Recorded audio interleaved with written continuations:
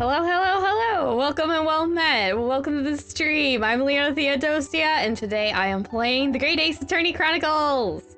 Also, why is my voice so scratchy? I also got jump scared by the transition. I'm like, why? It does this all the time. And that just sort of that's what the day is like for me. Okay. But we're still playing the Great Ace Attorney. That's for sure. Looking forward to this. Alright, let me just jump right into it. I did look up what we need to do next because I'm like, what do we need to do? I can figure it out, but do I want to spend the time? Especially on stream, because that'd be boring. So we have Mr. Stares-a-lot staring at us. I've been very amused. He's just been sitting here very patient, like, wait, why are we having a staring contest? Okay. Hold on. Why is it doing that? Yeah. Reach up. Okay. Oop, don't do that. Don't do that. I nearly hit a button I probably shouldn't hit. Whoops. Okay. What we need to do, present him the autopsy report, I think, for Gregson? Yes, for Gregson. Okay. Should work? Yes, yes it did. This came up in the trail, didn't it? As something a little dubious, I mean. In fact, the fact that no time of death was recorded on Inspector Gregson's autopsy report. Yes, there were some unexpected turns in the courtroom earlier. The suggestion you came up with certainly took everyone by surprise. The idea that the victim died the previous day at some other location is quite something. Well, considering when the pocket watch had stopped, and the scorch marks on the candle, it's certainly a distinct possibility. The evidence and the scene both point to it. He's thinking. Be honest, it bothered me too. So I paid a visit to the autopsy room earlier. The coroner responsible wasn't there, but I got a name. It's Dr. Gore. If it wouldn't trouble you, Kazuma-sama, we'd very much like to speak with the coroner too. Of course. The last thing I want is for anything to be brushed under the carpet. Scotland Yard's autopsy laboratory is behind Lowgate Cemetery. Lowgate Cemetery? By Barclay Prison, you mean? Ah, you know it, do you? The prison where my father was incarcerated and robbed of his life. Kazuma-sama. Well, thank you. We'll pay a visit to the laboratory later today. Oh, now we get our closing dialogue. He's looking gloomy again. Yonosuke, I want to thank you. What for? For this. Ah, it's playing the sappy music again. Every time this song gets me. Every single time. Right in the Kokoro. I'm enjoying it. Okay. For this. You safeguarded the soul of the Sogi clan. Well, it is a famous sword that's been in your family for generations. My only slightly regret is that I never got the chance to draw it before I returned it to you. Arma is said to have been forged by a master swordsmith during the Sengoku Warring States period. I come from a long lineage of warriors, many of whom were expert swordsmen. Well then, you're a chip off the old block, I'd say. This blade, Karuma, is a symbol of the Sogi clan's honor and might. Apparently, one of my father's apprentices even took the blade's name for a surname. Do they happen to have become Von Karma?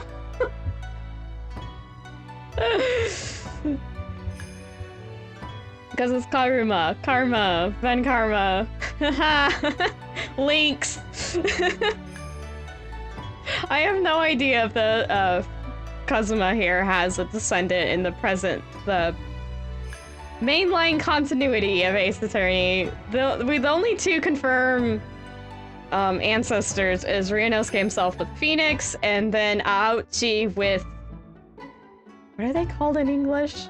They're still called Aochi in Japanese. What is the English name? It's Wilson Payne. So yeah, the Wilson Payne. You know, the tutorial prosecutors. Anyway. I'm getting sidetracked again. Then again, this is one of my streams. If I'm not getting sidetracked with little factoids, then why are you even here? You could just watch a no commentary thing, I guess. Anyway. Really? Garuma? That sounds formidable, that's for sure. You don't know the half of it, Ryunosuke! 16 years ago, when my father was a visiting student here in London, he had the sword forever at his side. Which is why it means so much to me that I have it by my side again, and now too. Aw, look at him! He's smiling. Is this a first? We haven't seen Kazuma smile in a bit. It's nice to see, even though I think he's being a dumb butt right now. And that is all thanks to you. It was an honor. You also have to thank Susato. She's the one who gave it to Ryunosuke. Now, I have preparations to make for tomorrow. Perhaps I said a little too much. Kazuma, you've changed. No, Ryunosuke, I haven't changed at all. It's you who's changed. Ryunosuke's silent so bad. I can completely understand your resentment of Lord Van Zeeks, given what happened. The fact is, both events in this case are, well... Unrelated? Is that what you want to say? How can you be so sure?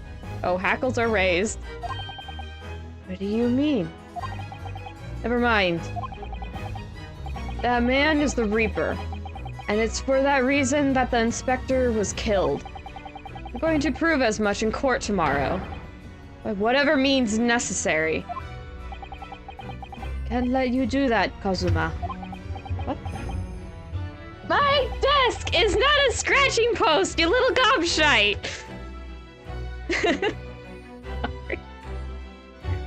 How did you manage to shake my whole desk, you tiny little shite? I'm yelling at my cat, by the way.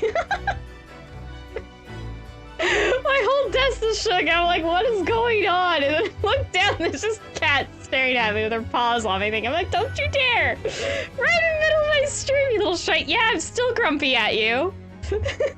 Okay. Sorry. Okay, what was going on?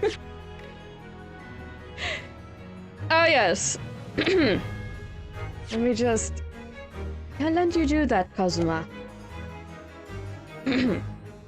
I know you'll do whatever you have to as a lawyer, but I'm sure I don't need to tell you that I won't be taking any prisoners in the courtroom. I would expect nothing less. Till tomorrow, then, in the Old Bailey. We could just sit here and make it awkward. Oh no, we gotta go. Right, we want to go to, yeah, the forensics laboratory. Oh, Mike, it's more pink! There's a bunch of stuffed toys.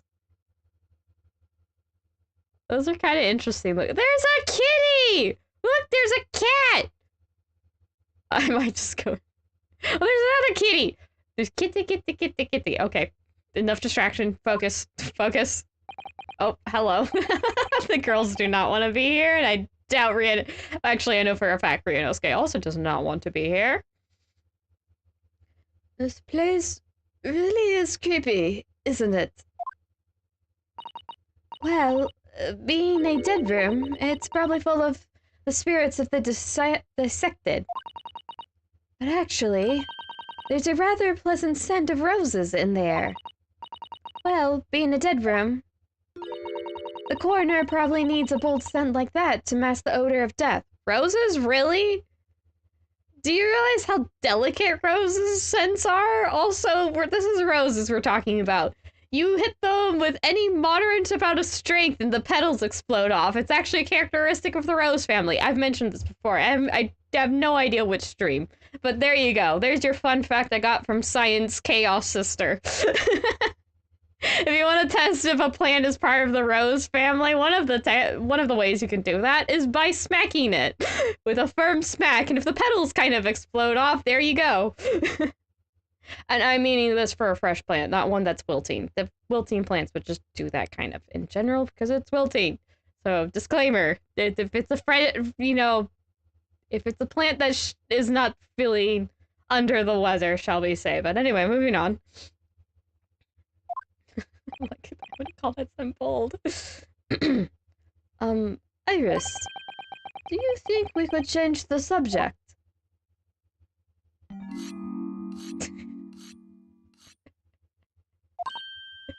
What was that? I believe somebody is sharpening a blade. That's what that is. There's Maria. Ah, Dr. Gore. Hello. Everyone's like, we're so unsettled, and I'm just, hi there! Oh, this is me. I'm not phased by very. Oh my god, I forgot her little badge looks like a little face. Little, like, face. With the lips sewn shut. I actually like her design quite a bit. For, you know, creepy. Is it scientist? Forensic? I don't know what the word would be, but moving on. What? That noise before. I was sharpening my tools. I'd be dead meat if I didn't keep a perfectly clean edge on them. There's literally sparks off of those. How much force is she smacking those together? Make an awful racket. Right. When following the collagen fibers in the dermis, an expertly sharpened scalpel cuts like cheese. Would you like a demonstration? Oh, yes please. I'd love to see. Iris is a lady of science. Then, I think you'll do nicely. Huh? No, I wouldn't do nicely at all. I mean, maybe some other time. Is that a tut? Well, we came here to ask questions, so... Scary lady with knives. Time of death. We have actually met before. I'm a lawyer, if you remember. You're not dead yet. What? So Mama said I wasn't to cut you open. She's so strict about things like that. Well, good. Her Sith has some sculptures, at least. Oh dear. It looks like she's not interested in talking to us. For the time being, anyway. For the time being? You mean until we die? I hope that's a way off. Yep. Hi. Sorry, but I wasn't planning on dying anytime soon. Surely there's some less drastic way of making her listen. What can we show? Should we show her the... this? Dr. Corey, we actually came here to ask you about this. He was very good.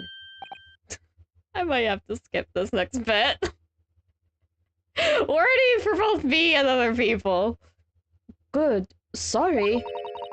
Okay, yep, nope. We can skip those details, and we did. Unless you start pausing. I'm not dealing with that. Nope, nope. Too much for Leo. But there is one thing about the report that's caught my attention. You don't seem to have recorded the time of death. Oop, that surprised her. Or shocked her, something along those lines. Oh, there's her face. That's not my fault. Oh, That made me jump. Then please, tell us what has. oh, whoop. Then please, tell us what happened. I'm like, misread that, and then I stuff on dingus. Scuff. Okay, time of death. We get to see her face! Again, I actually quite like her design. Even though she is kind of... I would not want to be near her. I'm like, nope, nope, no blades. No sharp things. Goodbye! If you haven't figured it out, I don't like blades. And I don't like medical talk. Woo. Anyway. So, why doesn't this autopsy report include the victim's time of death then? It's really the most crucial detail. I was told not to write it. What? By whom? Male Strongheart, the Lord Chief Justice. He came here. But Strongheart came? He said that from the witnesses' statements about the gunshot and other evidence, it was obvious. The man clearly died at 5 p.m. on 1st November, when the gunshot was heard. But that's not the time of death you wrote on the report. You didn't write anything. Yep, I do all my own thumbnails. Was there some reason you didn't include it?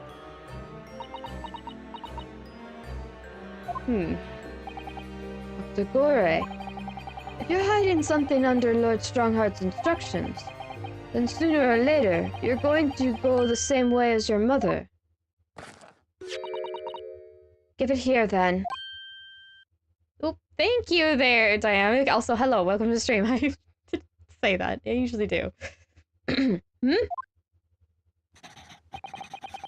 What's she scribbling so furiously? There. You've written...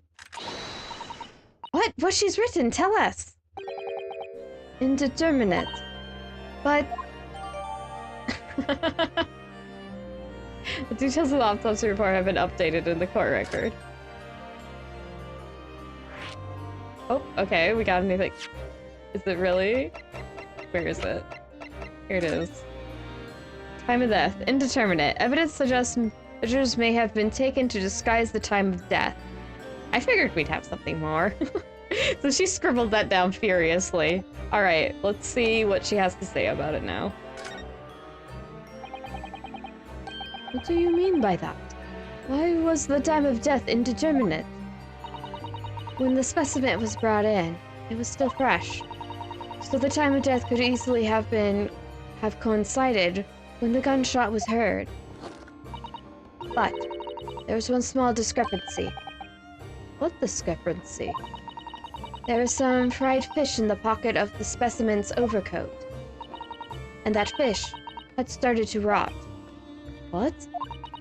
If the victim liked fried fish, he presumably liked to eat it before it went off. Well, yes. What are you really trying to say? It's possible that someone tried to manipulate the apparent time of death. Manipulate the... Is that even possible to do?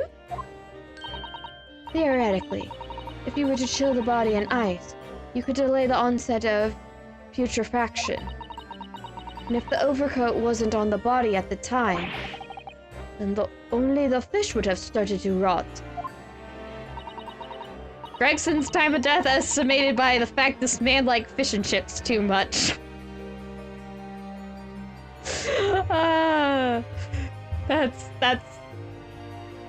That's on brand for Ace Attorney.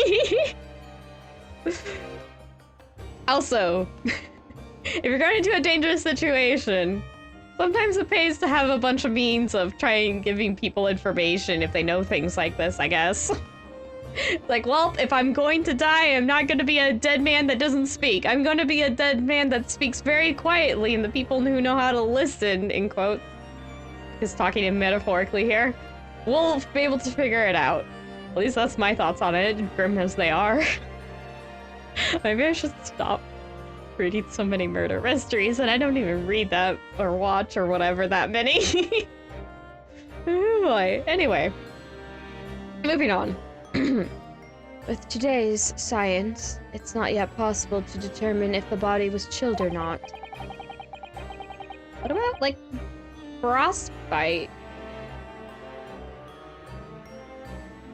I know they had no, that one guy had a microscope good enough to see cells, but he never recorded down how he made the lenses, so no one figured out how to make...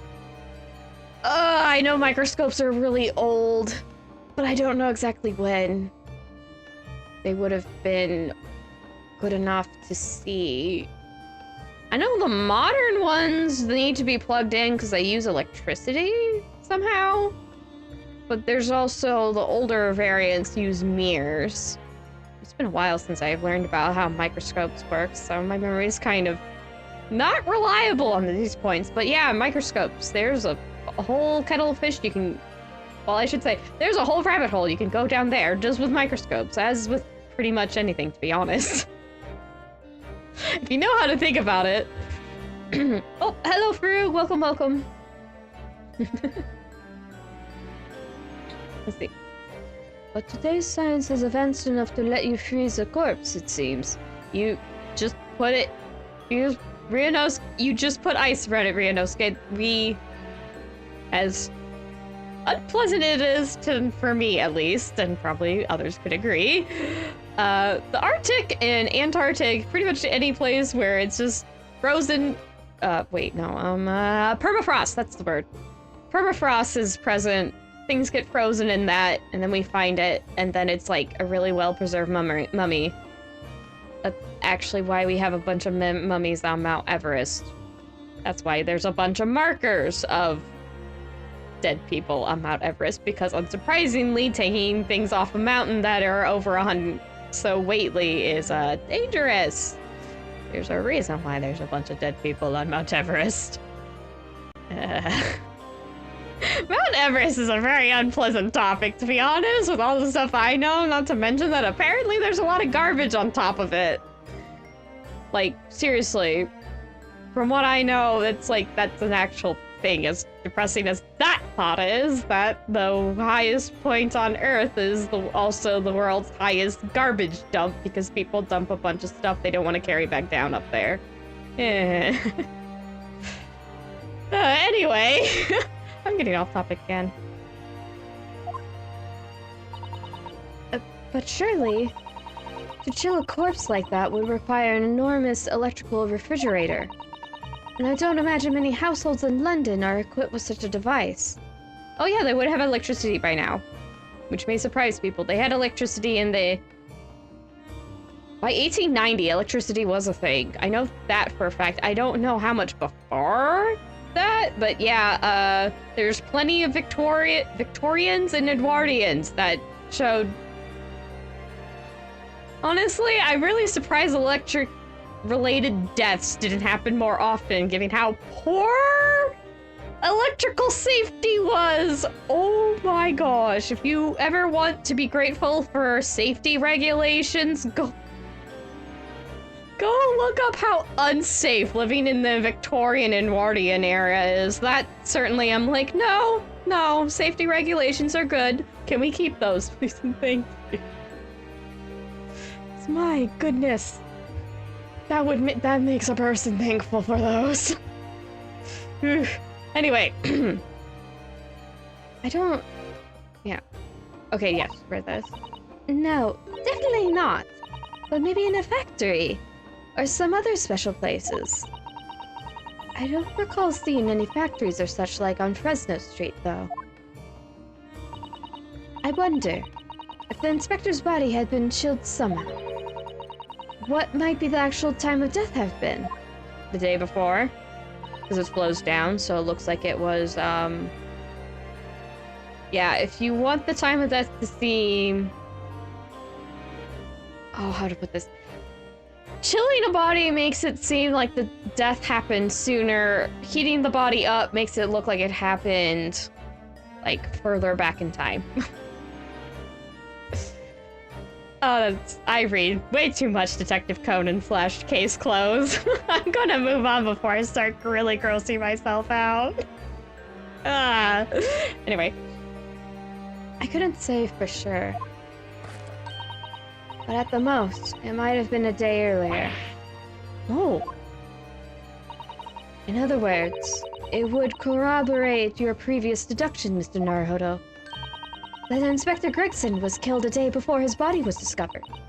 At a different location. Did you inform Lord Strongheart of this possibility? He simply said there were no electrical refrigerators of that size in the vicinity. Nope, closing dialogue. Oh yes, one other thing. It's something the governor of Barclay Prison told us. He said that your mother, Dr. Sith, was responsible for confirming the death of the professor after his execution. Oh, she does not look happy. The professor. Apparently, you always enjoyed listening to your mother's stories about her work. So, we were wondering if you might know something about what happened 10 years ago. That's not all Mama did. Sorry.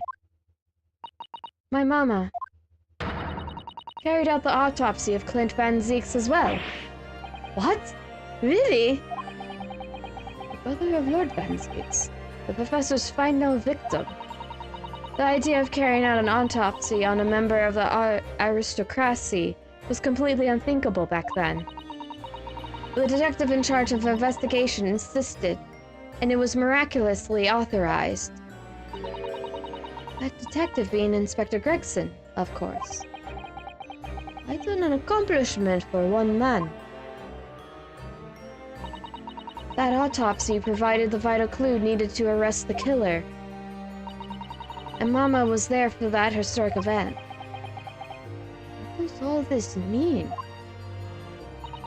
You know, that amazing autopsy happened right here in this very room. The professor and Clint Van Zeeks. They both spent their final moments before their burial on that dissection table there. So this lab, Mama's lab, was instrumental in some of the country's most important events. She really is proud of her mother. I wonder if you'd tell us more about exactly what happened back then, Dr. Gore. Oh, we can talk to her again. Oh, okay. Not closing dialogue. Interesting. Confirmation of death and Clint's autopsy. Okay, let's do confirmation of death first. The professor's execution was Mama's first big case. She had to be in attendance at Barclay Prison's execution chamber and sign the certificate to confirm the convict's death. Mama is the best coroner in the world, you know. I was so proud of her. But the execution didn't actually take place. No. And worse still, Mama actually helped with the jailbreak. I didn't want to know. Oh dear, you found out recently, you mean? I believe in her. I believed in her, in Mama, but now I wonder if I'm starting down the same path as her. You mean because you omitted the time of death on this autopsy report? But that's because Lord Strongheart forbade you from including it. Just like Mama. I'm sure she was coerced by somebody too. Yes, that's my feeling as well. There's no doubt that there were powerful forces at play 10 years ago. The execution couldn't have been staged without a lot of people at the prison knowing about it. Obviously, the prison governor must have been in on it as well. The big man with the little handcuffs. According to what he told us, he was tricked by the chief warder and says he knew nothing about it. Of course he said that. I'd say the same thing. Just who was behind that jailbreak all those years ago? Gee, I wonder. Okay, Clint's autopsy. You mentioned the autopsy of Clint Van Ziets. It was at a time when carrying out autopsies of murder victims was very unusual. It's still not a practice that is observed in our country, even now. It turned out that he was the professor's final victim, and when the autopsy was performed, Mama was present, although only as the secondary assistant. The person leading the procedure was called Dr. John H. Wilson. That's right, my daddy! And there was one other person present, the primary assistant. He was a visiting student from the Far East. Wait, a visiting student? It must have been my father, Eugen Mikotoba. I had no idea Professor Mikotoba had been involved in something so important. But the outcome of that historic autopsy was the discovery of a vital piece of evidence that led to the capture of the professor. So that's how they came to identify Genshin Osugi as the infamous mass murderer. Do you happen to know anything about that piece of evidence? Can you tell us any more? What's it on? Oop. Would you like to see the records for yourself? What? Would that be alright? That's the point of keeping records. Oh, what's the point of keeping records if people can't look at them? They're filed under V at the back of those cupboards, with other records from the last decade. Thank you! Let's see. Van Zieks. That's strange. What, Mr. Naruhodo? They aren't here. There's nothing under Van Zieks. There must be. Perhaps somebody took them away. No one's allowed to take documents related to the professor case out of this room. But you're right. They're gone. Well, when was the last time somebody looked at them? Do you remember? It was... Oh yes, I remember now. It was 2 years ago. A consulting detective came one day saying that he'd like to see the records. No, you don't mean... Herlock Schlums was his name. Deep down, I knew that was coming. Do you think he stole the records? Oh no, surely not. Iris, that can't be right, can it? Oh, he'd absolutely take those in my opinion. I'm not surprised in the least. Iris is quite surprised. Iris? Iris? Ooh. Okay. Runo. I hope you don't mind, but... What is it, Iris? I just remembered something very important I have to do. I'm going to have to leave you now. Oh, this is very sudden, Iris. Well, we'll come with you then. Oh no, there's no need. You and Runo can take your time here. Bye for now then, good luck. Off she goes.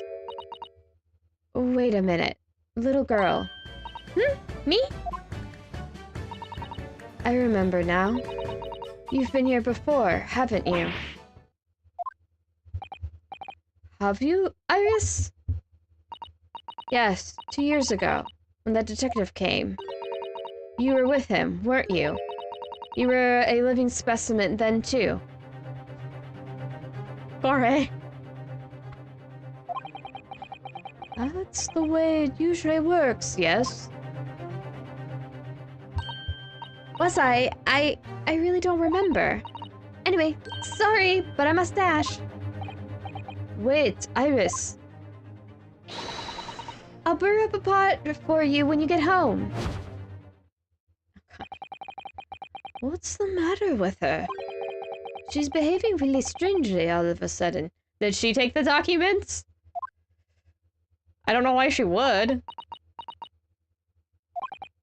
Well, in that case, we won't keep you any longer either. It's been quite a while since I had any visitors. This was really fun. But next time you come, I'd prefer if you were ready for dissection. I can't make any promises. Sorry. A bit strange that the records of Flint Van Zieks' autopsy have disappeared. But I think we've asked all we came to ask now. There she is. Alright. So, Iris left, but she did mention about brewing a pot of tea at home. So let's go check the... Let's go check their house, I guess. Are you around? Anyone around? No. Okay. There's one other place we could go. I don't think we need to go here. No. No. Oh, right. We haven't been back to Fresno Street. We can poke our head in there. I don't... Is Asogi gone? Let's check. Yeah, Asogi's not here. Unless he's sitting over here. No, he's not here. Hey, Clint! Bye, Clint! Let's go check Fresno Street. Right here. I don't know if we'll find anything new, but we can... Oh! Room on Fresno Street. We're getting a thing. Okay, so we do have something to do here. We haven't checked back here yet, so... Itchy nose. The police are still busily investigating in here, then. But Gina's nowhere to be seen. Where is she? Yes, it has been blissfully quiet, hasn't it? Perhaps she's out investigating on her own, practicing what her boss taught her. Well, I expect she'll be back before too long. Shall we wait? Actually... There's something different about this room since the last time we were here, isn't there? We could always use the time to investigate more thoroughly. Yeah, I don't think that box was there. Chest? Whatever. Whatever the heck this is. This thing. This little trunk wasn't here before, was it? Oh! It appears to be made of metal. It must be very heavy. There's a gash in the side. I got, like, the hiccups. Excuse me. Hold on. Let me get a drink.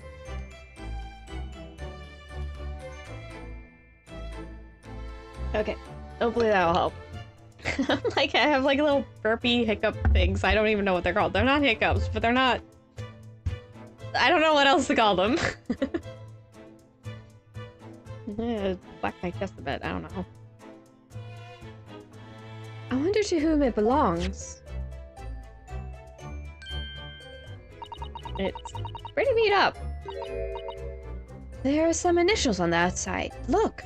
T.G. Let's ask one of the policemen if they know how it came to be here. Oi! What do you think you're doing? Hi, Gina. That's my trunk, that is. Hands off. Gina! What were you... Oh, where were you hiding? I don't know. You leave something unattended for a few seconds and every Tom, Dick, and Harry's got his greedy eyes on it. Just a wild guess, Gina, but... What? Spit it out, Odo. Is it fair to say that you've only owned that trunk since this morning's trial? What? What are you trying to say? Come on, this trunk goes with me everywhere. Always has. Where you been the last year? Trying not to incur your wrath, mainly. I love Gina. Hi, Hi, Gina! Your boss, your investigations. Okay, your boss. You should have heard them talking at the yard now. They should be ashamed of themselves. They're saying that it was the boss who killed all of them burglars. Bulgars? I'm not sure. I'm not familiar with that word. Ah, you mean the whole Reaper thing? Yeah. Apparently, the boss was investigating stuff that no one else at the yard knew nothing about. Stuff to do with all them criminals what got off scot-free. Yes, the ones prosecuted by Lord Van Zieks, who used bribery and corruption to evade conviction. Well, then obviously, it was that bloomin' Reaper giving the orders, wasn't it? Weren't it? But why would people be suspecting Inspector Gregson of being involved in the killings? There's a notebook in his office. Oh no, this doesn't sound good. It had details about all the crimes that have been pegged as the Reapers were. What? No! Did you see it, Gina? Did you see that notebook? They wouldn't flamin' let me. 'Cause I'm just an apprentice, apparently. It was me who found it, and he was my boss. That's right. I was pretty miffed about it, so you took it? Oh. I sneaked a peek out what it said anyway. Oh, that's our Gina. Let's go, Gina! Little ragamuffin she is. I love Gina so much. She's such a fun character. So, you managed to see what was written in Gregson's secret notebook anyway, did you? Wait, I see it. It's my right to read what he wrote. And what had he written, Gina? Dates, times, places, names, and an old long list of them. All details about the bludgers? Is that I think it's bludgers? All the details about the bludgers supposed to have been done in by the Reaper. But there could have been an explanation for that. Perhaps it was a record of the inspector's investigations into the Reaper's activities. Exactly, that's what I said. That's the first thing you'd think, right? As it happens, those photo names I recognized anyway. Well, the Reaper's targets were almost exclusively known as leaders of London's criminal underworld. Well, yeah, but there was one name right at the end of that was a... Well, yeah, but there was one name right at the end that was a bit odd. At the end of the list, you mean? I'm pretty sure the date against it was 31st October. Oh, the day before the inspector was found dead. So, what was the odd name? It weren't like a name I've seen before. It was something like, Nah, it's no good. I can't remember it. I don't think it was an English name. Put it that way. Oh dear, what a pity. There was something else, too. I don't know if it matters, but the same name kept coming up over and over. Shin, it was. Don't suppose it means anything, but... Susato struck speechless. So was Ryunosuke. Did you say Shin? Shin Nagami. Sorry. Eh? What? It does mean something. Lord Van Zieks knew the name too. He mentioned her as well. The woman who actually did the deeds. And now, we find out her name appeared in Gregson's secret notebook. I guess her being stuck in Japan and then her subsequent death is the reason why we haven't had a bunch of people dying as of yet. Yeah, cause McGilda died because of Ashley, which is a dude. I feel like Ashley's a girl's name. I'm like, not always. Wasn't always. There's a surprising amount of lady names that used to be male names. And vice versa, though I hear less about those. Okay, so your investigations. You haven't... Yeah. Sorry. We haven't seen you for a little while, have we, Gina? Well, of course not. I've been busy, ain't I? Investigating in that. Lads at the yard are trying to trace the boss's movements the day before it happened. The day before? That would be the undercover investigation into the Red-Headed League, then. Only the boss didn't go, did he? You found some cove what was pretending to be him, didn't ya, Odo? That he has admitted to, so... Mr. Vigil, yes. Yes, it was Mr. Vigil who actually went to the park on Lime Street that day, posing as Gregson. Well, anyway, you ain't the only one turning stuff up. I've got my own ways of getting results. Toby! Puppy! Okay. Contain the excitement for the small, cute animal who's good opportunity. When me and my partner here get together, there's nothing we can't track down. Oh, little Toby! He's such a faithful friend. So, have you tracked anything down then? What do you think, eh? Of course we have. Can't tell you though. Police business, isn't it? Anyway, the point is, if you lot need any help, you know who to turn to, right? Me and the Hellhound here. Right, because he looks oh so hellish. Honest. Down goes the puppy. The Hellhound. Toby is now his own conversation point. Gina, about your Hellhound there. Up goes the puppy. Chief Inspector Toby, you mean? He, the pride of the force, he is. In Japanese, police dog means something quite different, and not altogether nice to those involved in crime. But here in Britain, it's a wonderful compliment, it seems, for a canine, at least.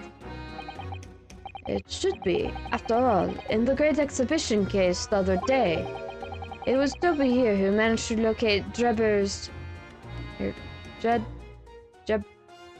is Drebber. Okay, yep. I felt like I was saying it wrong. Drebber's workshop. Maybe it's time for another demonstration of what this super dog can do, eh? We have something the Chief Inspector could catch the scent of, I wonder. Would it be the watch somehow? Because that was with him. I think that's... It wouldn't be this, because that would smell like Mr. Visual, I guess. Well, I'll try the watch. I don't know. Was that necessary, Naruhodo? Well, Chief Inspector Toby, if you wouldn't mind having a sniff at this. Does this work? There goes the puppy. Sniffy, sniffy, sniffy. It might be a little too keen, don't you think? Oh my gosh. The Chief Inspector made short work of Gina there. Oh, he pointed to the case. Trunk, whatever. Ah, look what he's gone to. Oh my, that trunk clearly still has a very strong scent of Inspector Gregson. In other words, it must have belonged to him. Gina. Oh, alright. It's a fair cop, I suppose. And you nearly got away with it, too. You always talk so proudly of Chief Inspector Toby's nose and what it can achieve. Did it not cross your mind that he might identify something that was right next to us? Yeah, that was a bit of a bloomer, weren't it? It's enough now then, Gina. Eh? I think it's time you told us the truth. About the trunk. Okay, the metal trunk. It weren't like that. It just weren't. What are you talking about? I know what's going through that head of yours, but it ain't what happened. Alright then, what did happen? Well, like I said before, we were trying to trace the boss's movements. So I let Toby here have a whiff of the boss's overcoat. And as soon as I'd done that, he went off like a shot. Straight to that sandwich. To a sandwich? Not to a bag of chips? Mr. Naruhodo! I believe Gina means the witness. Oh, Mr. Sandwich. Beppo. He goes by Mr. Sandwich nowadays. Oh, I forgot about that sandwich. Yeah, he had hidden it between the wooden boards of his. The boss's trunk. He just took the man's trunk? You mean when they heard the sound like a gunshot and all piled in here? Exactly! He nabbed it from the scene. Goodness! Me and the chief inspector gave that sandwich a good grilling, and you know what he said? Probably nothing inspiring. I thought it might fetch a good price. The chap wouldn't be needing anymore. So... But that's all I did. Nothing more, nothing less. Well, you Adam and Eve the cheek of it, eh? Stealing the dead boss's stuff to fog. So Miss Venus wasn't the only one to meddle with the scene of the crime, then. How could they? So anyway, that's how it happened. And it's a pretty decent trunk, so I figure I might as well make use of it. Is there something wrong with that, eh? Well, maybe you and Mr. Sandwich should try and find the answer to that question together.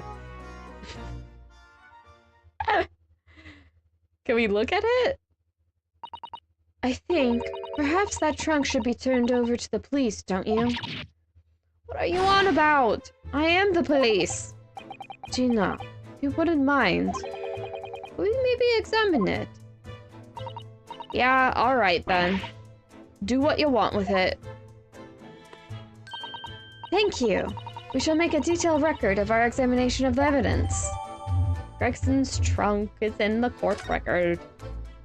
Okay. Oh, whose dog's growling? What's the matter with Toby? Why is he acting so aggressively toward me all of a sudden? Oop. Hello, Margaret. Welcome, welcome. Mr. Naruhodo, be careful. It must be the trunk. Oh my gosh. Dog attack. Ryanosuke's screaming. I think he fell over. Toby, oi! What are you doing? You're going to lick his face off. Mr. Naruhodo! Mr. Naruhodo! Gina, quickly! Hail a carriage! Poor Ryanosuke. I think he got shocked and fainting. 2nd November, 4:57 p.m. Naruhodo's legal consultancy. Oh dear.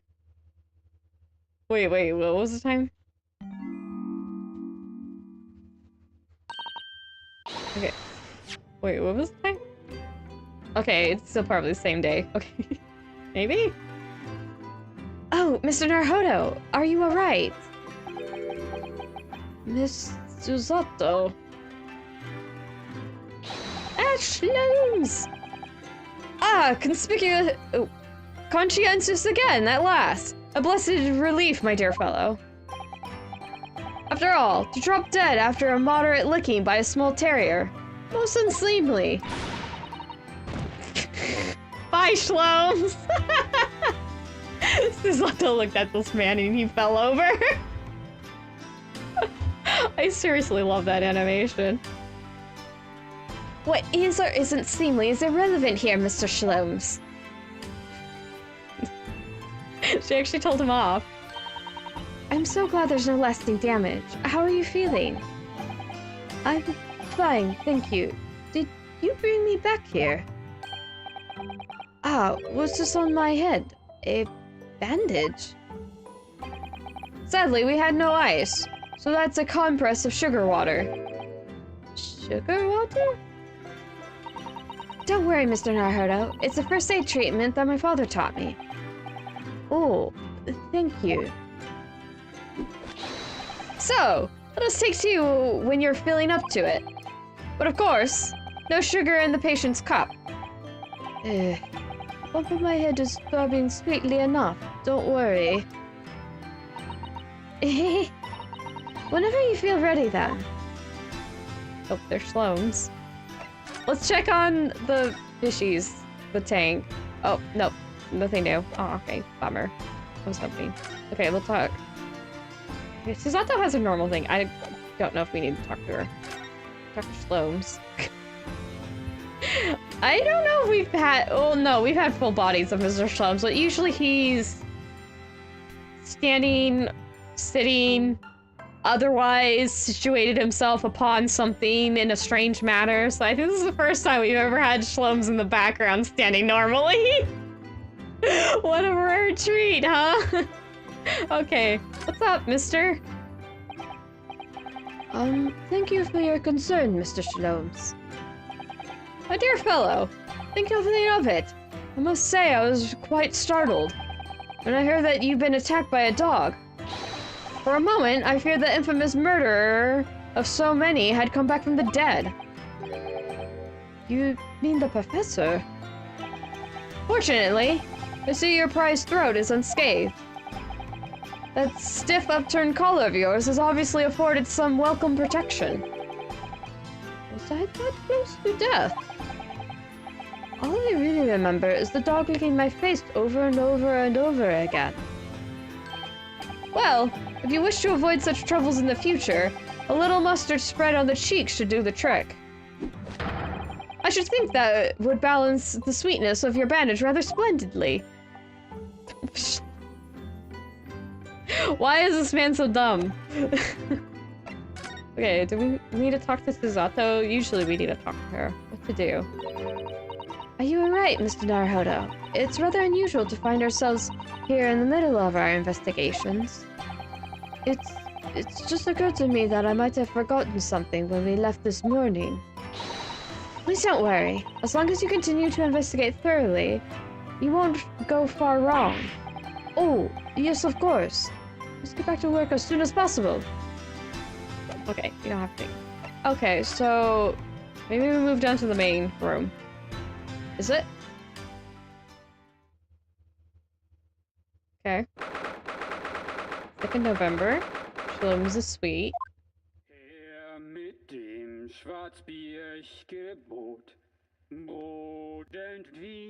What is going on here?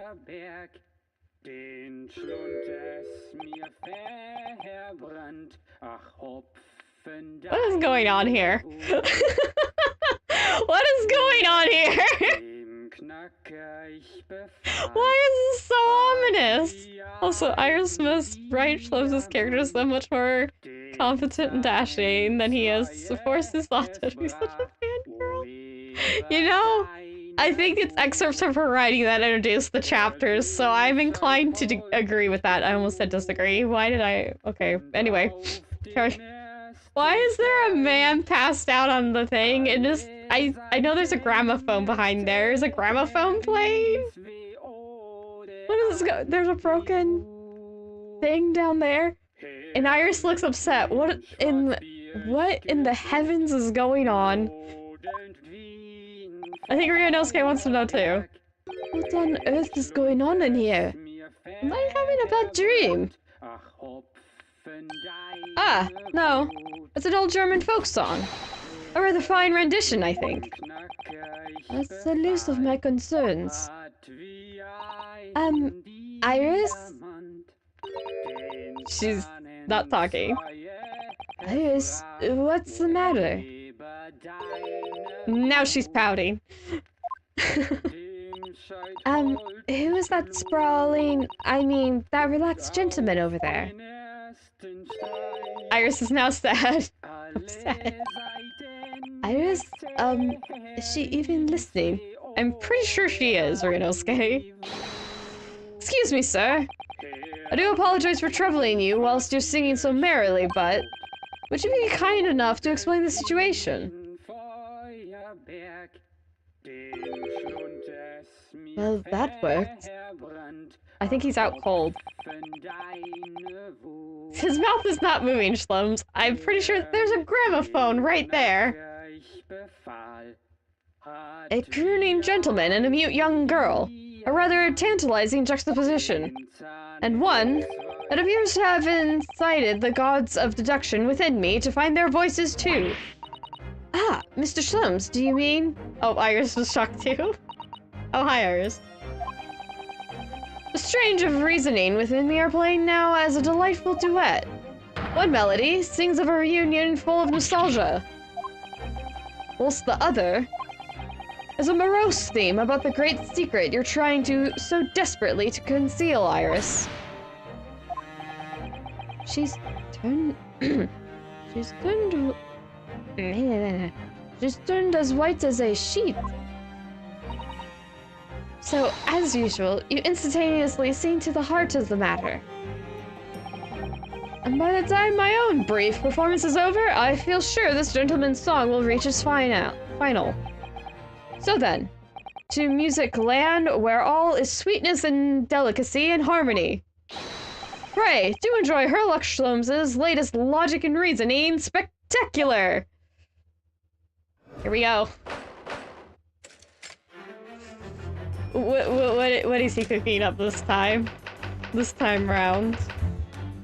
Man's identity, conclusion. Firstly, we consider the gentleman's nationality. Clearly, he's a German with no grasp of the English language. As evidenced by the dramatic song he sings and his apparent inability to understand when asked to desist. So, why is the man here at all, in such apparently high spirits? The answer, of course, Iris, is clearly known to you. Indeed, we need only follow the gaze of those bright young eyes to unravel that particular part of this mystery. The reason for the man's mildly irritating warble is revealed by the herbal tea. She's pouting. You got that wrong. You obviously offered our German guest a cup of your latest herbal blend. The tea's delectable flavor has made the man's spirits soar, and the result in this joyful ditty tumbling incessantly from his lips. I eagerly await sampling the flavor myself, that I may join the fellow in a state of elation. Now, to the next question. Who exactly is this gentleman availing himself so thoroughly of the settee?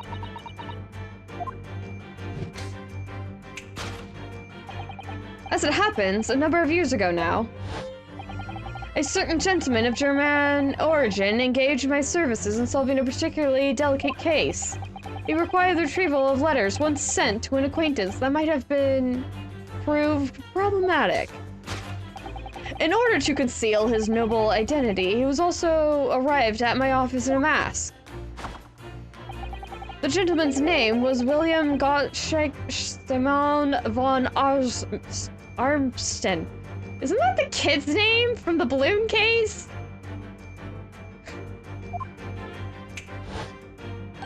Also, I probably butchered that. As in, I definitely butchered that, and I'm sorry. Iris is pouting this whole time now. The King of Germany. What? That's just a shocked and pudgy cheek. If my memory serves, the mask worn by this gentleman is identical. Yes, there can be no question. This man belongs to the King of Germany. That mask belongs to the King of Germany.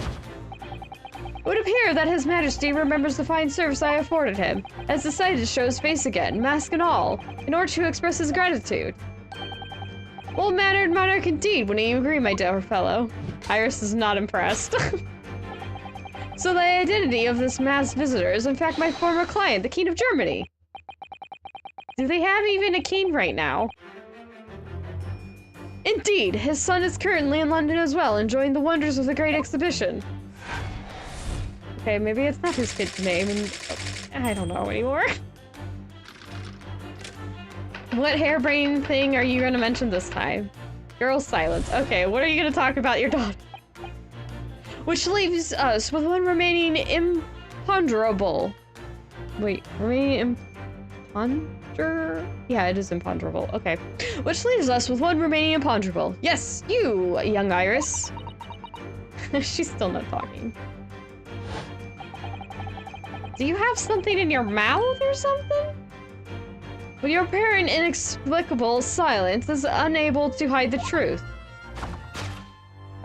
Yes, the reason for your muteness is it's concealed inside that knapsack. A 5-pound note, I believe. I must say, as your compatriot, I am deeply saddened. It would appear that you've allowed yourself to be bribed into silence by His Royal Highness, earning yourself some spending money in exchange for keeping quiet about the King's secret. And now, the final piece of the puzzle. What is the secret you strive to hide with your silence, Iris? Ah, yes! We need only follow that brief, involuntary twitch of your eyes to find the answer. You're attempting to abscond with that coffee cup. The coffee hand?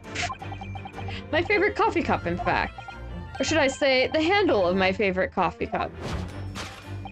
It appears that His High-Spirited Highness broke it in the midst of his high hijinks. Which leads us to the sad truth. My favorite coffee cup has been broken by the King of Germany, and Iris, you tried to conceal it from me. Now he's sad. I shall have a bill sent via governmental channels to the German royal family for its replacement. Now he's depressed. I suppose Schlums is rather attached to his things. Yep, now he's sad.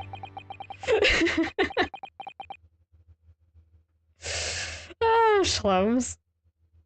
Thus concludes Herlock Schlums' great deduction of this painful puzzle. He's so upset. And here we go again with the music. Everyone's quiet. With your silence as well, the fellow's jovial warbling rather stings in the ears, does it not? Ah. Mr. Schlums. I must say, something does rather trouble me. Iris loves her dad so much for this derp to be her hero. Oh, hello, Grandma Iris. Yes, Schlums is quite the character, but he's still respected, as silly as he is. I swear he plays the fool more than he actually is one. Pray, Miss Susato, do tell. Oh wait, did I actually read her line? I must say something rather troubled me. Pray, Miss Susato, do tell. His Royal Highness doesn't appear to have moved a muscle since we arrived. Ah! And you haven't said a word either, Iris. She's turning more away. If Mr. Schlums has it all right, you might as well open up to it now. She doesn't want... Your reasoning isn't entirely without substance, I must admit. And one other thing, Mr. Schlums. Yet another grievance, Mr. Naruhodo. Surely not. Well, I actually read the story of that case recently. The one you were just describing. And according to that, at least, it wasn't the King of Germany. It was the King of Bohemia. Goodness, was it? Yes, that's quite true. Master Gotz, the prince, testified to that in court.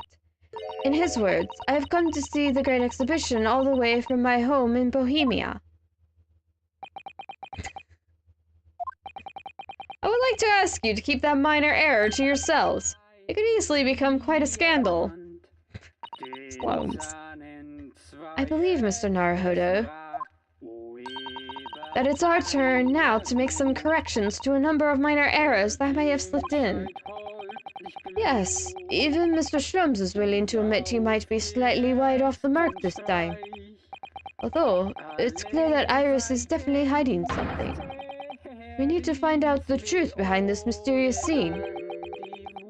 The one truth is But the one truth is incontrovertible. My favorite coffee cup is no more.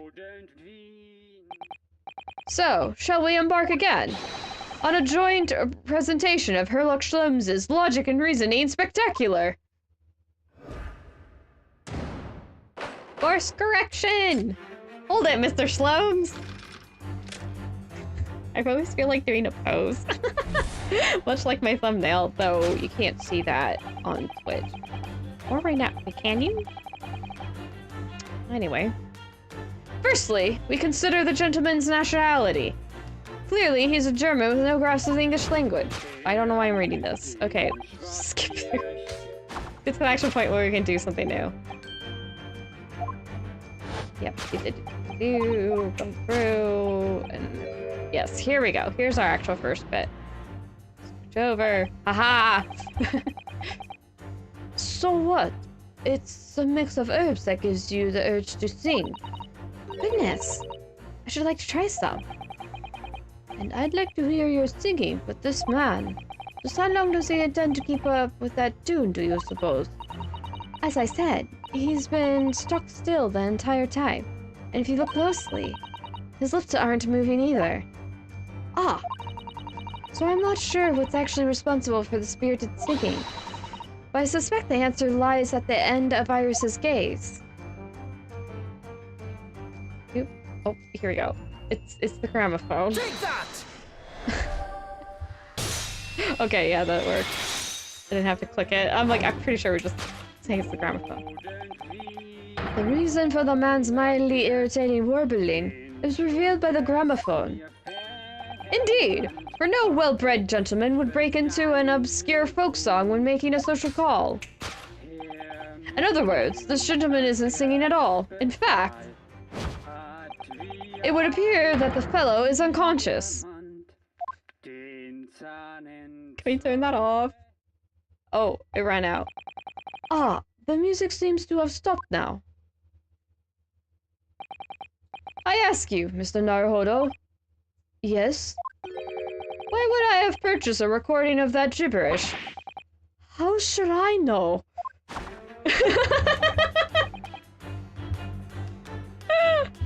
Oh, never change, Schlums, never change! Randall's exasperation certainly won't. Well, never mind. On with the deduction. Okay. Let's skip through this. I think we're back to parts where it's just repeating what was previously spoken about. Yes. Okay, so we'll skip to a part where we actually can do something. Eee! Sleepy. Okay. Mask belongs to Team Germany. No, it don't! No, it don't! Although we've already established that was actually the King of Bohemia, it seems Mr. Schlums intends to persist with his Germany theory for some reason. Come to think of it, the young prince was wearing a mask as well, wasn't he? Master Gotts, the boy whom you had in tears. Don't remind me, or anyone else. Do you suppose all the members of the aristocracy of mainland Europe wear masks? I'm sure they do. Well, probably, anyway. The point is, that mask doesn't belong to any king. No, that's right, as we well know. Because we can identify the true owner of this mask. Oh, where's Asogi? Asogi! There you are. It's Asogi. That was Kazuma's mask. Yes, there can be no question. The mask belongs to Kazuma Asogi. In other words, my memory is sublimely unreliable. Only you could try to make that sound positive. When you want to play games without having any memory of what happened, it certainly is useful. Kazuma's mask has been languishing on this metal chest for several days. Though that doesn't explain why the gentleman is wearing it now. But it is now a simple matter to determine our guest's true identity. After all, the gentleman is unconscious. We need only excuse ourselves in advance and gently lift the mask and peer beneath it. It's Mikotoba. I knew that for a while, but I figured I wouldn't say anything in case someone hadn't figured it out yet. I don't believe it. Ah! Father! I'm afraid, Miss Susato. You must be mistaken. No! I think not, Mr. Shlomes. Then it would appear our logic and reasoning has once again revealed the truth. This mysterious visitor is my unconscious father, Yujin Mikotoba. Oh right, this is Iris. Wait, no, Iris saw him earlier. Didn't she? Yes, she did. Logic and reasoning, just looking insane. Look at the face. Look at the face. Yep, it's Yujin! Papa Mikotoba. Mikotoba, I said the name wrong. Okay, now why is Iris not speaking? Which leaves us with one remaining imponderable. Yes, young Iris. Okay, and I'm not reading the rest now. Where do we get to our first bit where we can actually interact? She's so upset. Yeah, it's not her knapsack. Yeah, knapsack. What is it then? So that's a 5-pound note poking out from Iris's knapsack, is it? Oh dear, I can't be sure. Most money that we encounter is in coin form. I know. I'm not even sure if we've seen any banknotes here in Britain at all, have we? But anyway, Father would never have paid money for Iris's silence. He certainly seems like the silent type himself, though, judging by his present state. He's real quiet now. Internet points to whoever gets that. There must be some other reason for Iris's silence, I suppose. Perhaps what Iris is trying so hard not to give away with her eyes is something entirely different. Huh. She's... What is she looking at? What can we do? We can say the knapsack again. Can we... Okay, I need to hold still. I can't click on Yujin. The metal chest. Wait, is it this? She could be looking towards that. Is there anything else? Ooh. Wait. Persian slipper. I have a sinking suspicion that's not involved. Then again, this usually has a doily and stuff off of it. Can I just present this as is? I might be able to. Take that! Let's try. Yes, okay. It is the metal chest. Yes, the reason for your muteness is concealed inside that metal chest. An excellent observation. For upon closer inspection, there's something different about the chest's appearance. Yeah, like it doesn't have anything on it. I drew the darn thing with the doily on top of it. I bloody well know this. It's kept locked at all times, yet now the catch is open. Evidently, this has something to do with your refusal to speak, Iris. It's a simple enough matter to incite you to speak, I'm sure. I merely need to open this chest. I wouldn't do that. Here we go. No! Hurley, don't!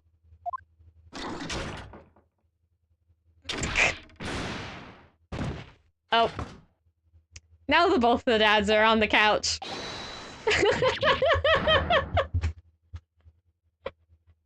Everyone's concerned and I'm laughing.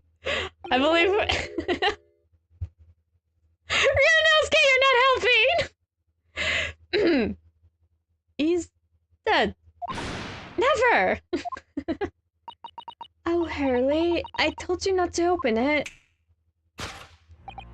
Ah, so you found your voice now, Iris. Ah! In other words, what just happened clearly reveals the truth here.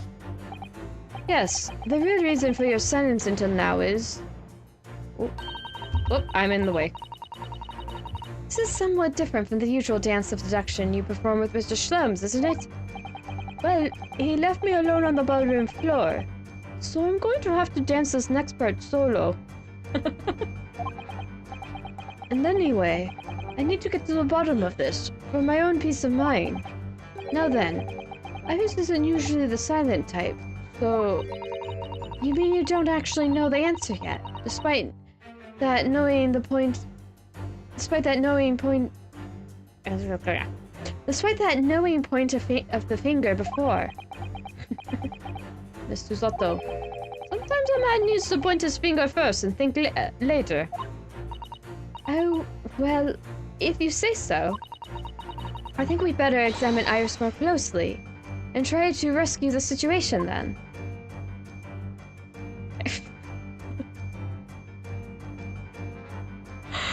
Oh my gosh. Schlums is completely... I can't. He's just out there, just... It's such a dumb scene. Okay. She has a key.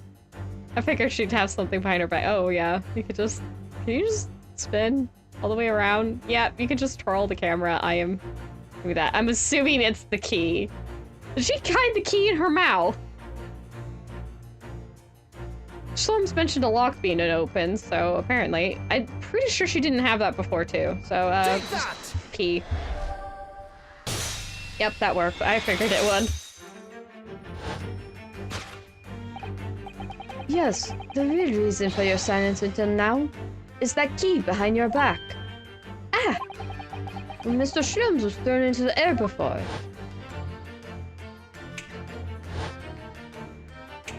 Yeah, she took the key out of her mouth. Just before you called out to stop him, you slipped something out of your mouth. That something is the key now in your hands. No doubt the key to the chest. You're so clever, Runo. So now it becomes clear. Thanks to Mr. Schlums' graphic demonstration, we can well imagine what happened here. But... Professor Mikotoba also opened that metal chest, only to be punched into the air. And landed sprawled on the settee. But wait, that doesn't explain all the facts. About the sky... What about the stylish scarf and the cup of tea? And above all, why would he be wearing Kazuma-sama's mask? Well, I think that's the lacy doily thing that was on the chest before. Yes, I think I know what has happened, but let the game explain. Well, for those curious details, I can think of only one explanation. Clearly, an unbelievable miracle took place in this room. Isn't that right, Iris? Consider how the room was arranged before this whole painful experience took place. When Professor Mikotoba opened the chest, completely unaware of what awaited him inside, the mask was flung into the air just as he was, only to land neatly on his face when it fell back down. And the teacup's journey through the air ended when it caught on the unconscious professor's finger. You mean to say that stylish scarf is actually just a tablecloth? This is the great detective's office, after all, a place of miraculous deductions. He's with Susato. Oh. Would you expect anything less? Iris? Oh my gosh, I love the little detail of Ryunosuke starts dancing with Susato, and Susato's like, oh, I need to join. Okay. She just joins right in. It's so cute. Yes, you're right. It happened exactly as you said. Brilliant, Runo. Please take care of the dads. Please. This concludes Ryunosuke Naruhodo's great deduction of this punchy puzzle. Toward the sass. Oh, you're welcome? So then, why don't I make a fresh pot of tea for us all? Objection! Oh! Shrooms! An admirable performance, Mr. Naruhodo. He's up. But in the final act of the show there, you rather missed everything of importance. Mr. Shrooms? If you would cast your mind back to my earlier deduction. Iris, clearly you're hiding a great secret. Ah! She is? The look on her face. Mr. Shrooms must be right. Whatever that great secret is, the cat isn't out of the bag yet. So I put it to you again. You were attempting to abscond with that coffee cup. Oop, I'm in the way. It really is a shame about Mr. Shrooms' cup. It must have been smashed when the Professor Mikotaba opened the chest. Oh dear. So many things seem to have been broken here. But now that the deduction has taken a different direction, Iris doesn't seem to be trying to hide the broken cup anymore. In other words, her great secret is something else. Let's put our observational skills to work. Here, one final time then. Is there something underneath the tray? Yes, case file. I think we might want to look at this. Ah, look! There! There seems to be more papers here. Is Iris trying to hide them underneath the tray? The insignia, Mr. Naruhodo! It's an official Scotland Yard document. What?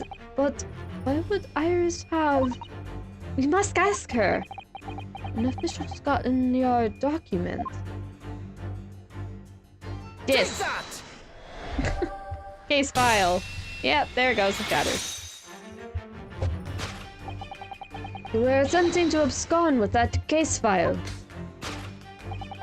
Iris, as you know very well, nothing escapes the attention of a great detective. Oh no.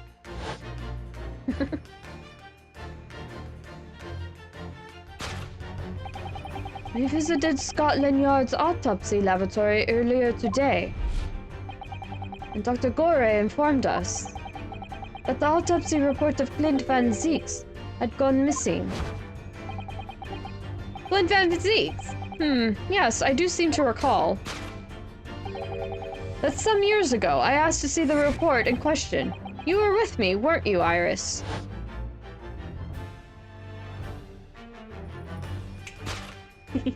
She's looking so glum. You mean it was you, Iris? So those papers you have there are... I'm sorry. Oh no, she's crying. Forgive me! Oh my gosh, Iris is crying. Shlums, hug your daughter! I'm gonna smack Shlums. Like, I would be repeatedly smacking Shlums in the shoulder, going, hug your daughter, she's crying, go comfort her. Deduction complete. Elementary. Shlums, comfort your daughter for the love of all that's good in the world. In truth, I would like to have thought I could have predicted the booby-trapped chest. But it caught me completely off guard. I was very nearly the late consulting detective Herlock Shlums.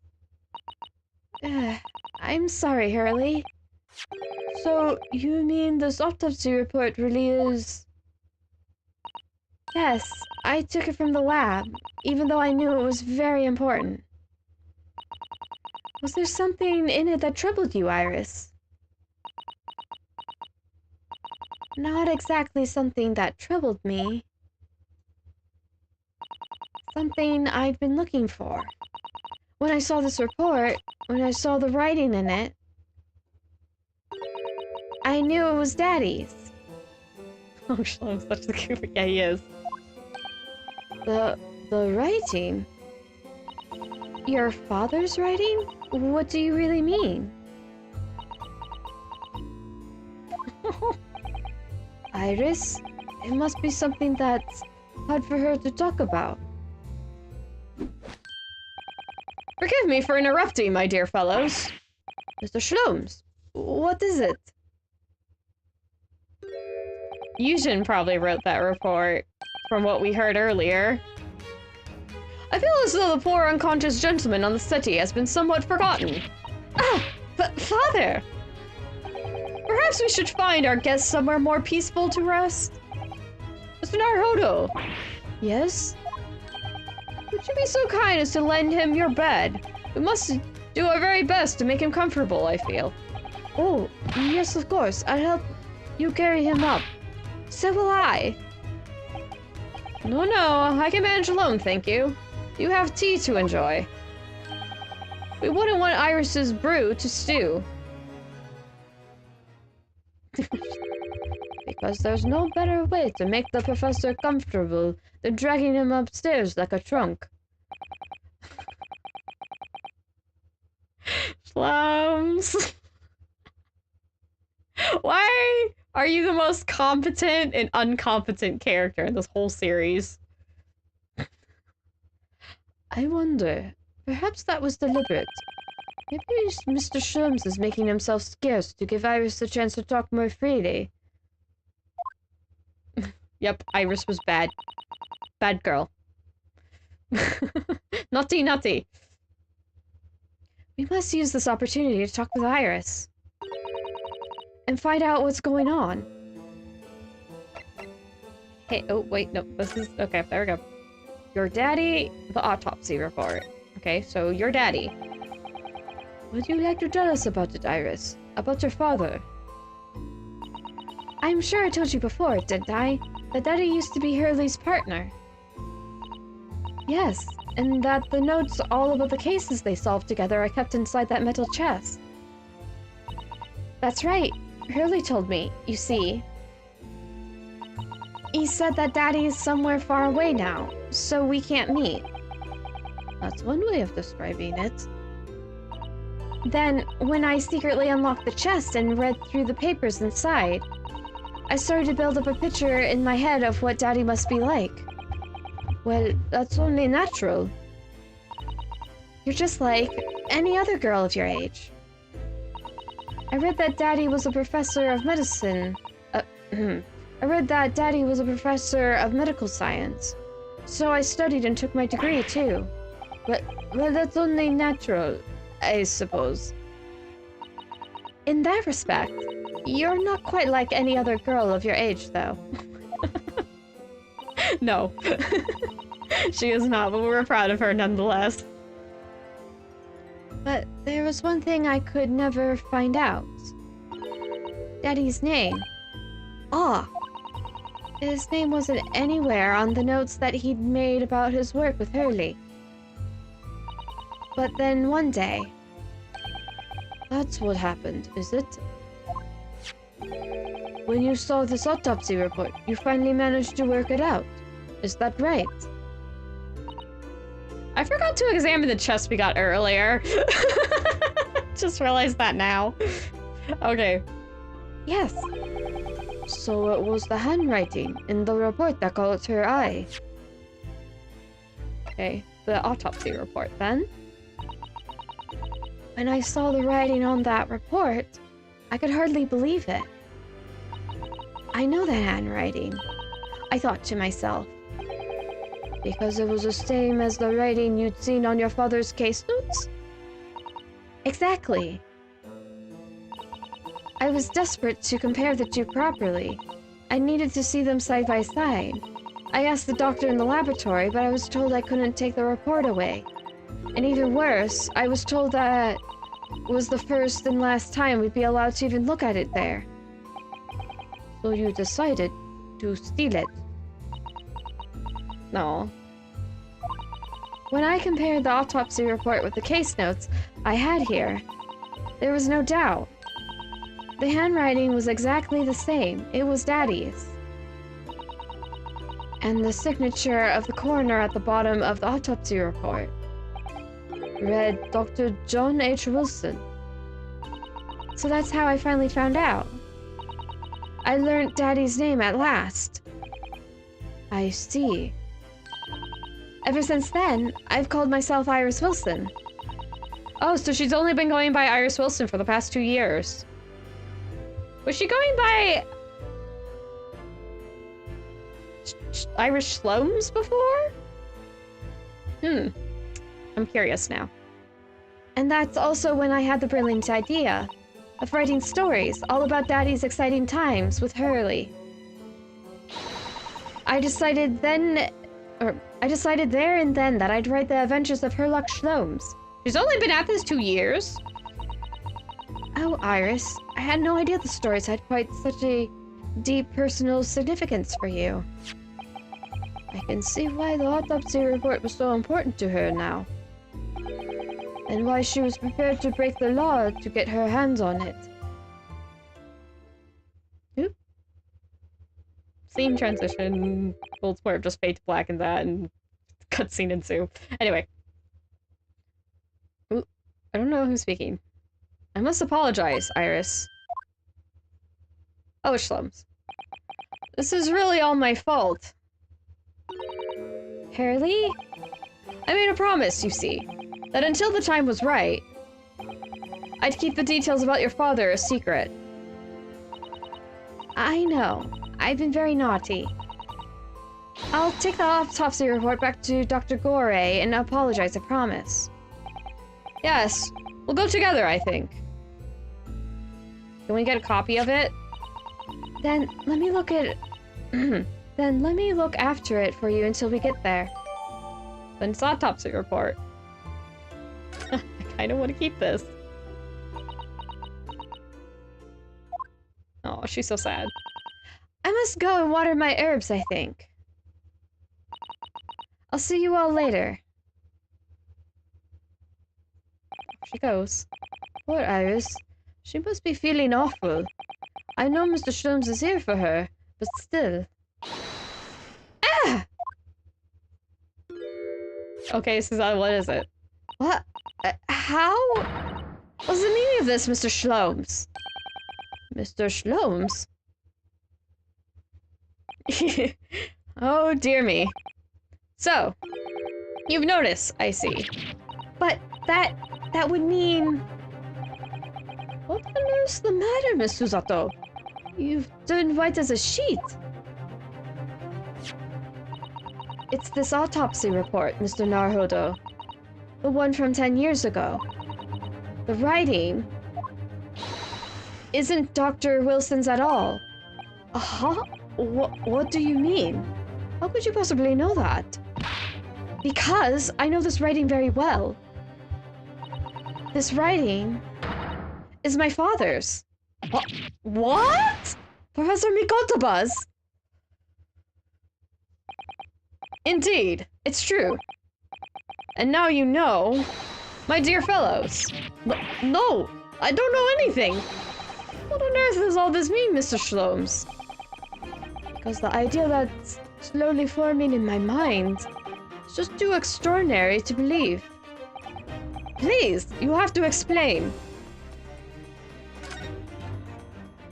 This is turning into a family drama. Autopsy report writing and your partner. Ooh, okay. Yawns again. My bad. Autopsy report writing. So, this autopsy report was actually penned by Professor Mikotoba then? That makes no sense. It's not possible, surely. Not possible. My dear fellow, pray, take a deep breath and think again. Yes, you're right. In some ways, it actually makes a great deal of sense. It does? 10 years ago is when my father returned to Japan after his extended study tour in Britain. And prior to his return, where was Dr. Mikotoba engaged? Ah, of course. He was an assistant in Dr. Wilson's laboratory, learning about forensic science. And as an assistant, he would have aided with the dissection work, making detailed notes, which would be assembled into a full autopsy report. Once the work was complete, the head coroner would check the contents and put his signature on the document. In other words, Only writing of Dr. Wilson's in the report would be his signature at the end. I see. So Iris got the wrong end of the stick, you mean? She saw that, and assumed the whole report had been written by Dr. John H. Wilson. Which is very understandable, of course. What a complicated situation. Nope. Update. Okay, your partner. Thinking about it, most of what we know about you, Mr. Sholmes, comes from the published stories of your exploits. Yes, the adventures of Herlock Sholmes, written by Iris. He's quiet. And we really have no way of knowing what's fact and what's fiction. Most troubling for you, my dear fellow, I'm sure. So what about the supposed partner of yours? Did he really exist or not? Ah, you've come straight to the point, I see. And please come straight to the answer. I believe Iris explained it in one of her installments. He was a trusted comrade, and the only person I could truly have called a friend. And did this partner of yours truly make a record of all your cases? Are his notes really stored inside that mental chest? Absolutely, my dear madame. Absolutely. So, where's your partner now? We rarely meet. You see, he lives on the other side of the world. But if this autopsy report and the records of all your old cases were penned by the same hand, and if the autopsy report was written, though not signed, by your famous partner, there would only be one logical conclusion. It's Mikotoba, Yujin Mikotoba. Pray, impress me. Your partner would have to be Yujin Mikotoba. In other words, Miss Suzato's father. I'm just finding it amusing that Mikotoba would have seen these stories. I think she mentioned that her father had them. So Mikotoba bought the stories of his good friend, and then Suzato became a fangirl. How amused was Yujin about his daughter being a fan of his good friend? I just, that sounds so silly. I want to know. On my word, Mr. Naruhodo. Yes? You are coming along wonderfully. You have hit upon the method at last. You finally grasped the art of deduction. You mean to say? Allow me to introduce you. Hi, Yujin. To my great friend and partner, Mikotoba. He's smiling. Hello. Professor Mikotoba. He's up on his feet. The dads are okay. I was so worried playing this the first time. I'm like, are we gonna help him? I clocked immediately once it zoomed in a bit one time on his face. I was like, wait, isn't that Mikotoba? Oh my gosh, it's Mikotoba. I'm like, somebody please help the poor man. Shlomes and Mikotoba. Let's go. Does that mean, or does this mean you're the real Dr. Wilson? No, my dear. I'm still my old self, Yujin Mikotoba, your father. Oh, of course. This is obviously too much for Suzato-san to take in. Well, I'd say. The way things are going, Iris might be her younger half-sister. Must say, though, how my old friend has attained worldwide celebrity as a great mystery solver is the greatest mystery of all. I still remember the first time we met. Ah. Oh, wait. What was it? Oh, wait, no. That was Mikotoba still. Okay. No, there were Shlomes. Okay. I'm just getting confused now. Ah, pray remind me. When was it again, Mikotoba? 16 years ago, Shlomes. Ah, Yes, quite. 16 years ago. I had just arrived from Japan with Shishiro and Genshin. I was in search of lodgings close to the hospital, some comfortable rooms at a reasonable price. But rents are devilishly high in that particular area. That's right, so I decided I needed someone to share lodgings and the expense. I was fortunate enough to be introduced to Shlomes, who found himself in a similar situation. I was a callow fellow back then, and a mere shadow of the great detective you see before you now. Look at Mikotama, he's so proud of Shlomes.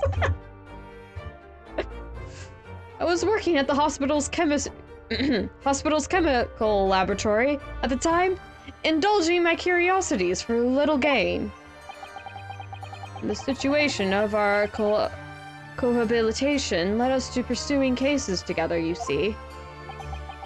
Hard to believe, it was a mere 6 years. We had a great many adventures. No, it's easy to believe this is Ace Attorney World. A lot of crazy shite happens in quick succession.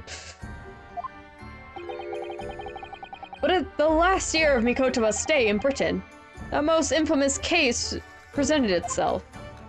Oh, most of infamous cases, excuse me.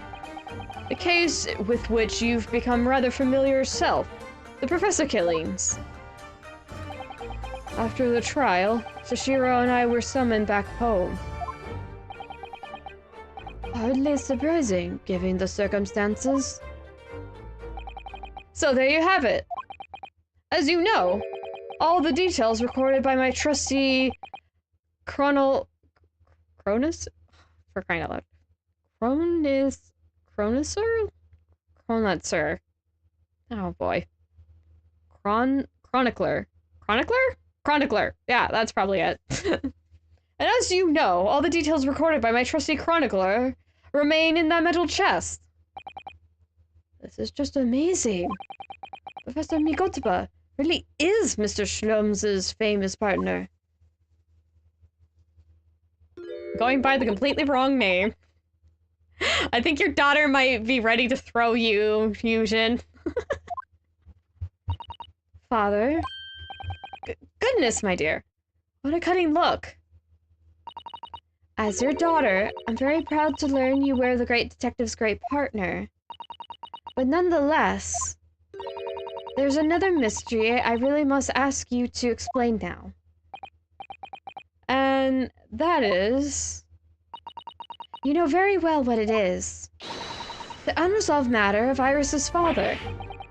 Ah, of course. I almost forgot about that one.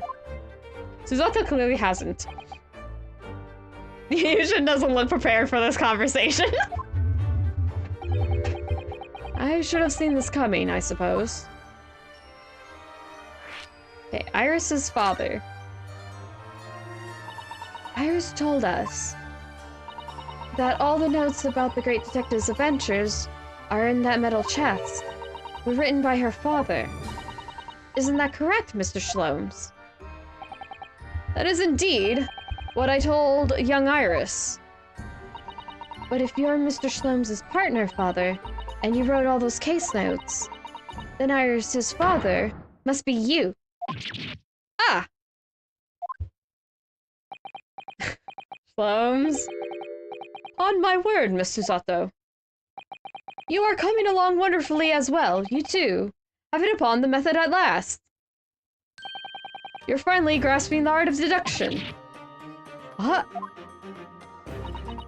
What you've always told me, father, is that my mother died when I was born 16 years ago, and you left me in grandmother's care whilst you embarked on your study tour of Britain.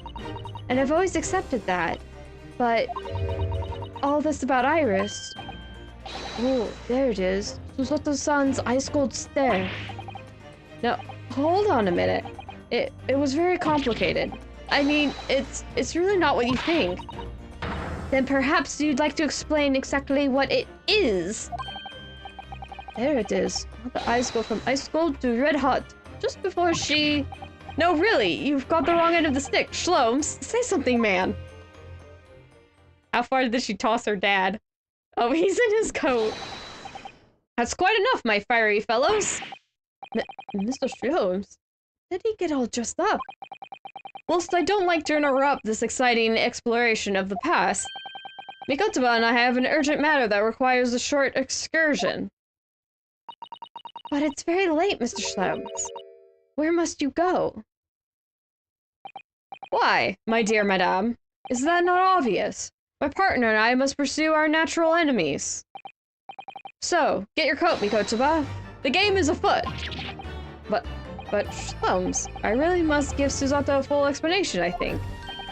Later, my dear fellow, later. Our carriage awaits downstairs already.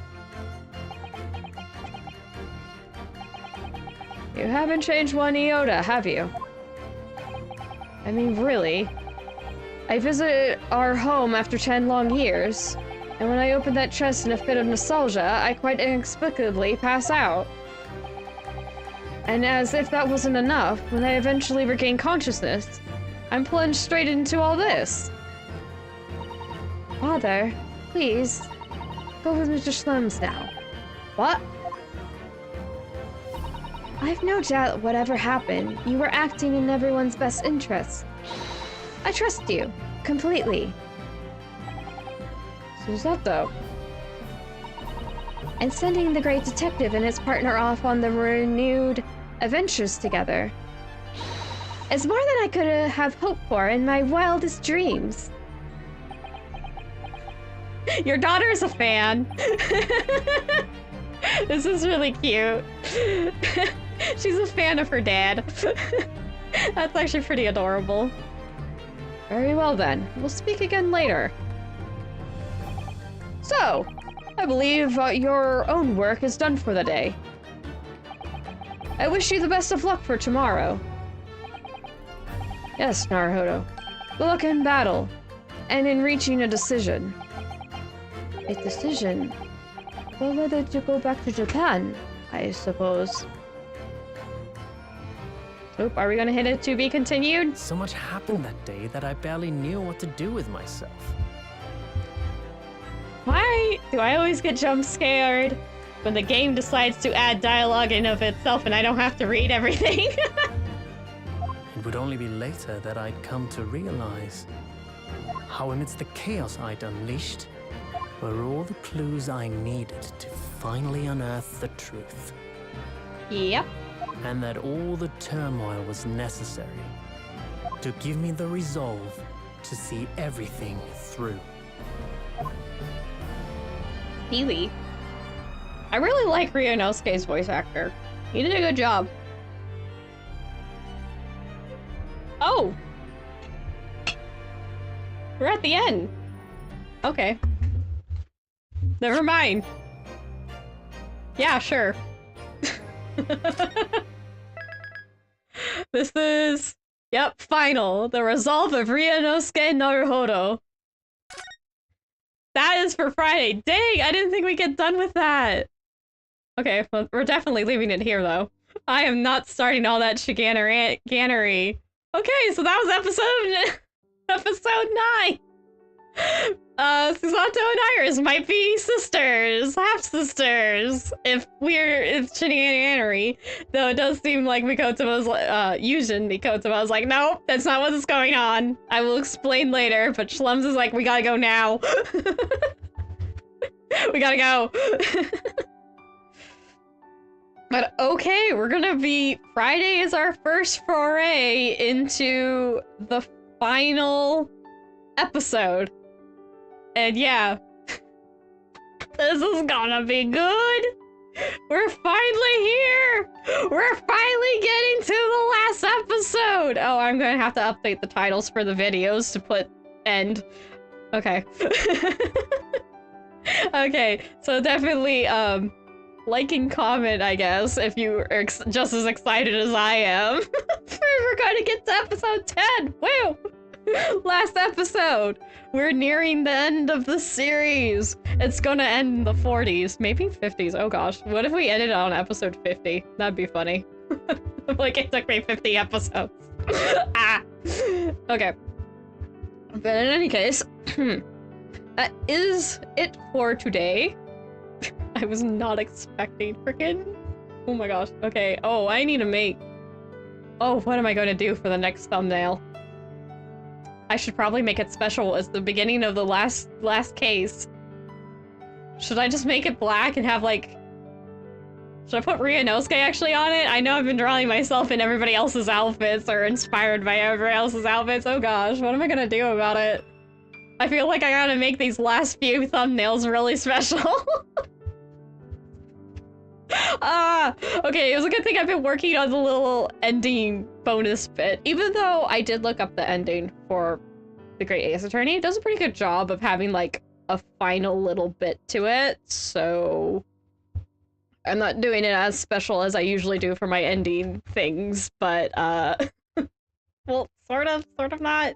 I'm still doing something. I am going to try to keep up with when I have the long series like this, to have some little additional ending bit going like, yay, we did it! Here, I did an ending thing. Okay, but, yes.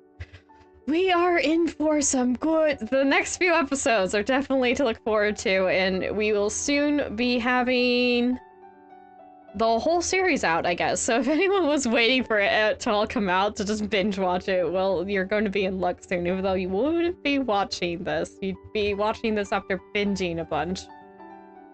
I don't know if anyone does that. Not for my videos. That's a weird thought. Whoa. What if somebody binge watched a series of mine, huh?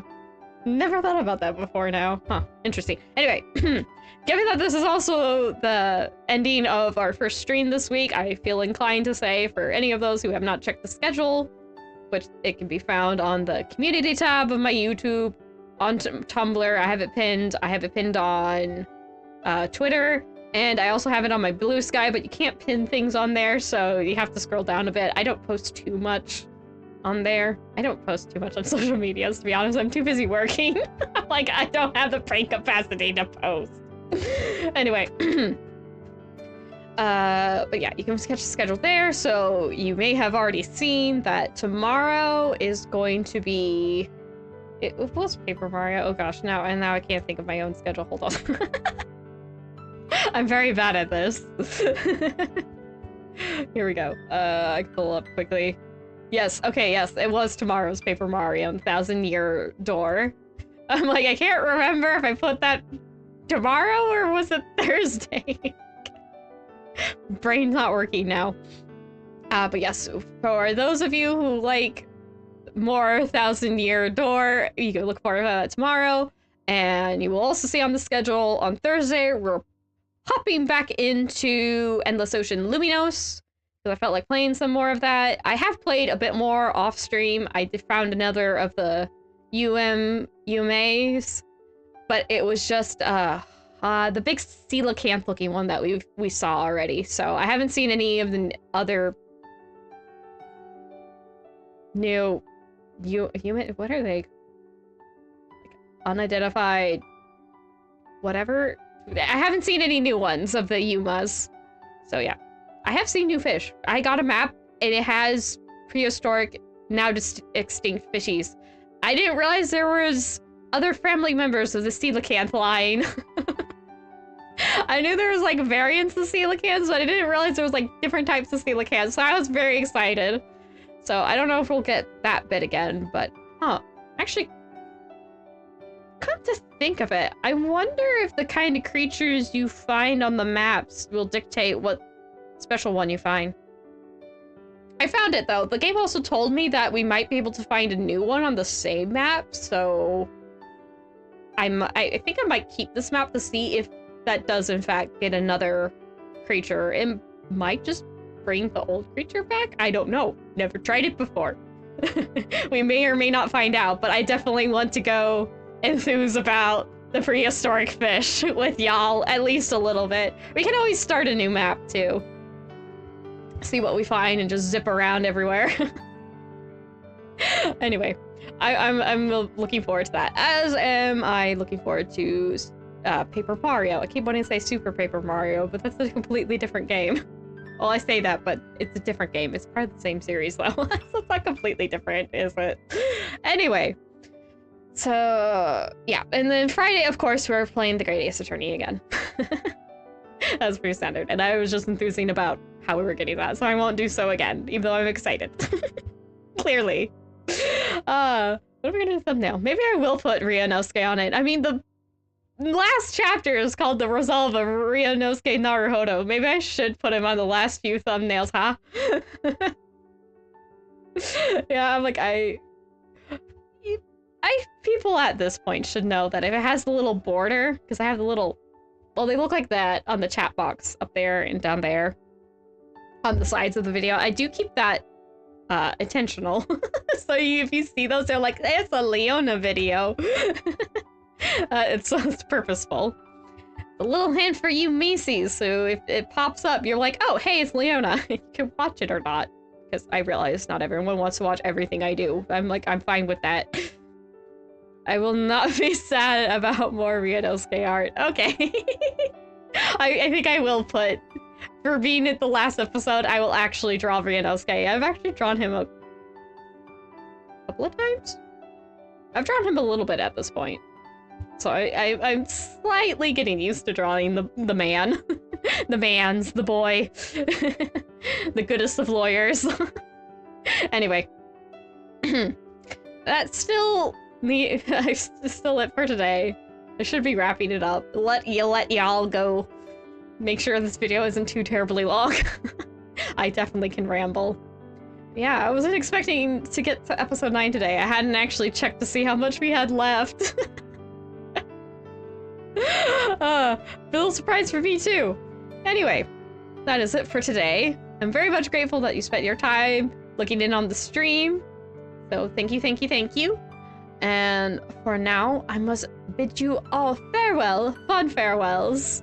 Whether you're watching live, watching as a pod, a subscriber, a follower, or what have you. Whatever you may be. Fond farewells to you of bye-bye. And I hope to see you on another stream.